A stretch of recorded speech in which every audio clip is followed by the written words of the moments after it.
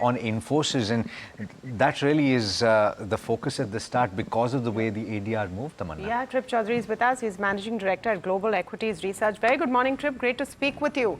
Now, is there anything to worry when you see the Infosys numbers and commentary? Yes, I would say so. I think the opportunity is so high, but the execution is very poor.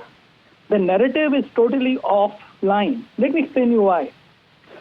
What the customer is looking for is somebody to handhold the customer as they enter and flourish in an AI era.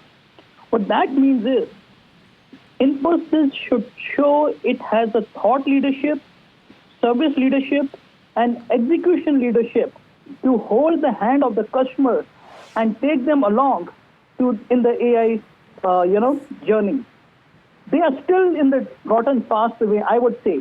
They talk about digitization of enterprises. That is a day before yesterday's story. You can't mix and match digitization with AI. They're two completely different things. If they lead the conversations with an AI, they will, because there's a vacuum in the industry. Right now, that vacuum has been sucked by IBM and Accenture. And I would say Infosys really needs to tighten up their belts and really go head on to capture this opportunity. And I think they're too lazy and I would say a little bit poor in the execution and narrative as it comes to AI. That's sharp review coming from you, Trip. Okay, solve one thing for us. That's the overview you've set very clearly, and that's great. Let's come to the numbers specifically. The Q4 guidance, what do you make of that? What do you make of the quantum of revenue coming from third party? And is that a concern or not? See, there are two things if you look at the company. One is to get yourself totally, overwhelmed by the numbers and try to see a narrative in the numbers. That is one way to look at. Other one is just have a holistic picture of the company and says, what are the numbers? When there is an opportunity in trillions of dollars for AI, why the growth rates are so poor for Infosys? Why aren't they growing 22%? We have to push Infosys to show not they meet the guidance, but they are exceeding the expectations of the industry growth. Their narrative should say, this is a $3 trillion opportunity, service is $1 trillion opportunity, I'm going to capture this and this is my guidance on AI systems. The narrative is very, very poor. I mean, compare their narrative with Accenture and IBM. You're suggesting by the way, most of the people are just like you and me who are in those companies. The executive team at Infosys really needs to put a stake in the ground and capture the future of AI with the narrative they have. And the numbers that you're mentioning, it does raise concern. But, such as the execution they are doing, it's a great company.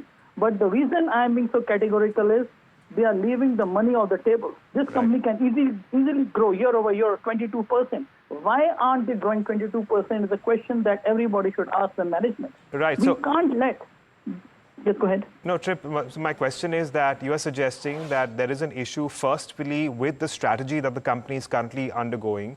And after whatever strategy they have, there is also a slackness when it comes to execution of that. So these are two aspects on which Infosys needs to work. And if it does get some of these aspects correct, then in that case, it's reasonable enough for the size at which Infosys is to still make 15 to 20% growth moving on. I would say so.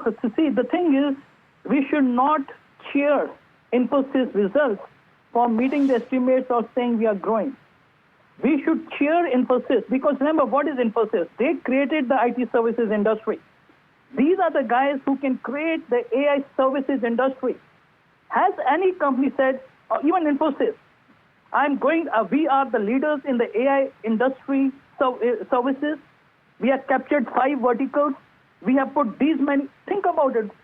Do they have anything to do with AI in the enterprise? Do they have open source solutions, which is what IBM, Accenture putting, the Llama 2 from Meta, and they have Granite models. You know, they are just not putting their effort. They are not, the thing is, this is just like, this is exactly 1999 when BPO and Indian outsourcing industry started. In 2025, you can't be lazy. You can't be sitting on your past laurels. This is the time when they have to capture this AI services industry.